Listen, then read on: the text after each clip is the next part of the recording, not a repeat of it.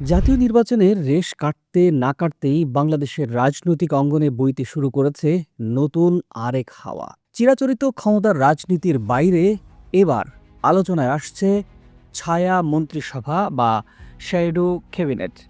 BNP সরকার গঠনের আগেই ঘোষণা এলো বিরোধী দল থেকে গঠন করা হবে ছায়া মন্ত্রিসভার। সংসদীয় গণতন্ত্রের সৌন্দর্য হিসেবে বিবেচিত এই কাঠামোটি বাংলাদেশে এতদিন কেবল তাত্ত্বিক আলোচনার মধ্যে সীমাবদ্ধ ছিল।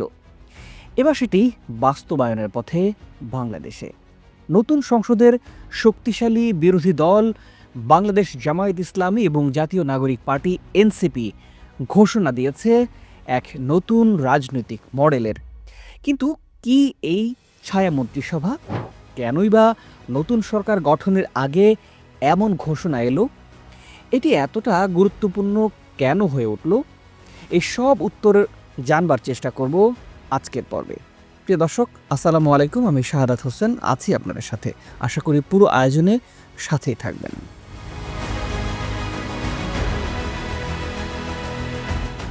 সুপ্রিম কোর্টের জ্যেষ্ঠ আইনজীবী ও জামায়াত ইসলামীর নেতা মোহাম্মদ শিশির মনির সামাজিক যোগাযোগ মাধ্যম ফেসবুকে পোস্ট দিয়ে প্রথমে সামনে আনেন ছায়া সংসদের।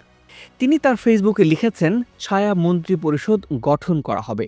পরে তিনি তার ফেসবুকে আরও একটি স্ট্যাটাসে স্পষ্ট করেছেন, নির্বাচনে জয় পরাজয়ের ঊর্ধ্বে উঠে সংসদীয় ব্যবস্থাকে আরও কার্যকর করতেই এই উদ্যোগ নিয়েছে দলটি।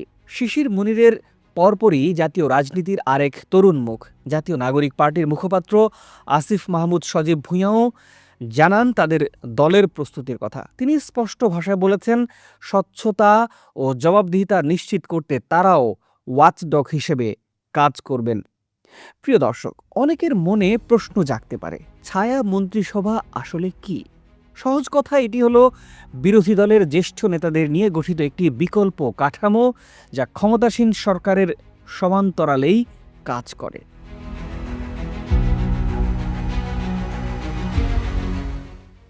ধরুন, সরকারের একজন স্বরাষ্ট্রমন্ত্রী আছেন, বিরোধী দল থেকেও একজন ছায়া স্বরাষ্ট্রমন্ত্রী থাকবেন। এর মূল কাজ হলো প্রথমত পর্যবেক্ষণ করা, অর্থাৎ সরকারের প্রতিটি মন্ত্রণালয় প্রতিদিন কি কি কাজ করছে সেগুলো নিবিড়ভাবে দেখা। এরপর ভুল ধরিয়ে দেয়া, অর্থাৎ সরকারি নীতিতে কোনো জনস্বার্থ বিরোধী সিদ্ধান্ত যদি থাকে সেগুলো চিহ্নিত করা।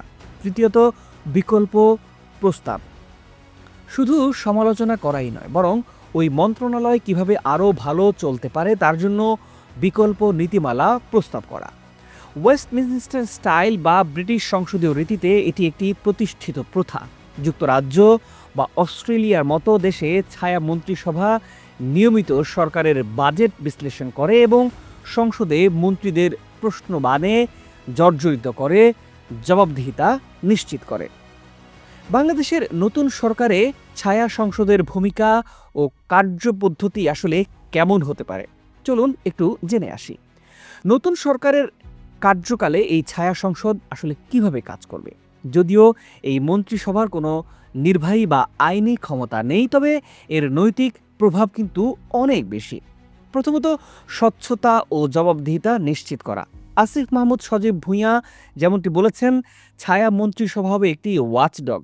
নতুন সরকারের মন্ত্রীরা যখন জানবেন যে তাদের প্রতিটি ফাইল, প্রতিটি প্রজেক্ট এবং প্রত্যেকটা টাকা ব্যয়ের উপর বিরোধী দলের একটি বিশেষজ্ঞ টিম নজর রাখছে, তখন দুর্নীতির সুযোগ অনেকটাই কমে আসবে, কারণ তখন জবাবদিহিতা নিশ্চিত হবে। দ্বিতীয়ত, দক্ষ নেতৃত্ব তৈরি করা। আমাদের দেশে অনেক সময় দেখা যায় হঠাৎ করে মন্ত্রী হয়ে অনেকে মন্ত্রণালয়ের কাজ বুঝে উঠতে পারেন না। ছায়া মন্ত্রিসভা যদি গঠন হয় সেক্ষেত্রে একটি রাজনৈতিক ল্যাবরেটরির মতো এটি কাজ করবে। এখান থেকে বিরোধী দলের নেতারা নির্দিষ্ট মন্ত্রণালয় নিয়ে গবেষণা করেন, যা তাদের ভবিষ্যতে রাষ্ট্র পরিচালনার জন্য দক্ষ ও প্রস্তুত করে তোলে। তৃতীয়ত, জনস্বার্থ রক্ষা করা। সরকারের কোনো সিদ্ধান্ত যদি সাধারণ মানুষের বিপক্ষে চলে যায়, তবে ছায়া মন্ত্রিসভা তাৎক্ষণিক বিকল্প তথ্য ও উপাত্ত দিয়ে প্রমাণ করবে কেন ওই সিদ্ধান্তটি ভুল। এটি জনগণকে সচেতন করতে এবং সরকারকে চাপে রাখতে কার্যকর ভূমিকা পালন করবে।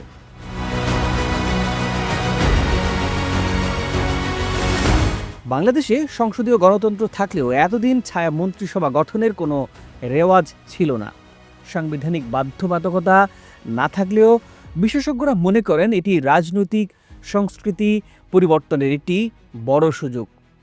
বিএনপি যখন সরকার গঠন করছে, বাংলাদেশ জামায়াত ইসলামী তখন শক্তিশালী বিরোধী দল হিসেবে আবির্ভূত হচ্ছে। আর জামায়াত ইসলামীর সাথে এনসিপিও সমান তালে বিরোধী দল হিসেবে গুরুত্বপূর্ণ ভূমিকা রাখবে।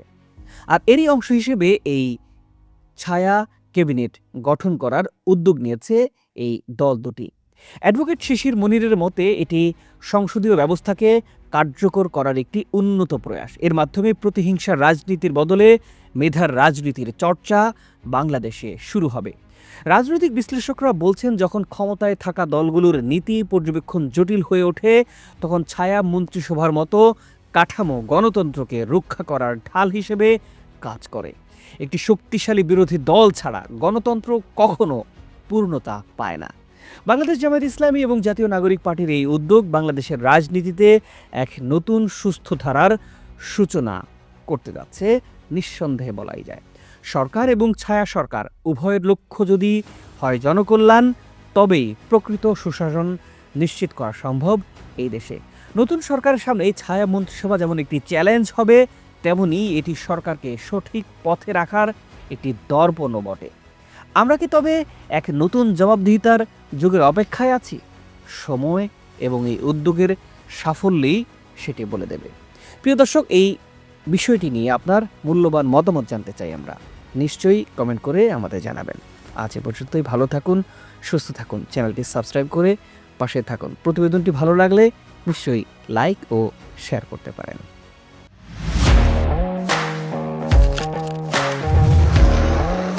প্রফেশনাল স্টুডিও খুঁজছেন? ঢাকার প্রাইম লোকেশন নয়াপল্টনে দেশ সমাচার স্টুডিও আপনার কন্টেন্ট প্রোডাকশনের নির্ভরযোগ্য ঠিকানা। এখানে পাবেন 4K ক্যামেরায় মাল্টি অ্যাঙ্গেল রেকর্ডিং, আছে গ্রিন ও ব্ল্যাক স্ক্রিন সেটআপ, উন্নত মানের মাইক্রোফোন ও sound proof voice over booth. আপনার পছন্দ মতো স্টুডিও ডিজাইন করার সুযোগও থাকছে। Hazrat Shahjalal news content, talk show, interview বা পডকাস্ট, যা কিছুই করেন এখানে পাবেন প্রফেশনাল সেটআপ আর ফুল এডিটিং সাপোর্ট। আপনার চাহিদা অনুযায়ী বুক করতে পারেন আজই। কল কিংবা হোয়াটসঅ্যাপ করুন এই নাম্বারে 017202106557। ভিজিট করুন আমাদের ওয়েবসাইট ও ফেসবুক পেজ।